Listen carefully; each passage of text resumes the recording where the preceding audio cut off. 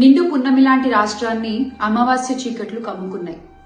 ఆడపిల్లలు అర్ధరాత్రి స్వేచ్ఛగా బయటకు తిరిగే ఈ దేశంలో ఒక్క ఆంధ్రప్రదేశ్ మాత్రం ఎటుపోతోంది? ఓట్ల కోసం గ్యారంటీలతో ప్రజల్ని బురుడి కొట్టించి అధికారంలోకి వచ్చిన ఈ కూటమి పాలనలో పసిబిడ్డలు సైతం జంకుతున్నారు. పొద్దుకు 10 సార్లు పొంగనాలు కొట్టే పోసెట్టి పుంగనూరు ఘటనపై ఏమంటావు చెప్పు? అన్నయ్య అన్నావంటే ఎదురవనా అంటూ ప్రచారాల సమయంలో సినిమా డైలాగులు కొట్టి అధికారంలోకి వచ్చిన ఇప్పటి నాయకులు జరుగుతున్న అఘాయిత్యాలపై, అత్యాచారాలపై నోరు మెదపరేం సామి? రామరాజ్యాన్ని రావణ కాష్టంగా మార్చినటువంటి ఈ కూటమి పాలనలో ఆడపిల్లలకి రక్షణ లేకపోవడం అనేది సిగ్గుచేటు. మాకు మా ఆడపిల్లల మాన ప్రాణాలే ముఖ్యం.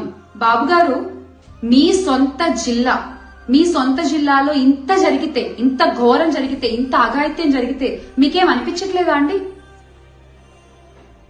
బాబొస్తే అదొస్తుంది, బాబొస్తే ఇదొస్తుంది, ఇవన్నీ దేవుడెరుగు. ప్రాణాలు పోతున్నాయి సార్ మీరు వచ్చాక.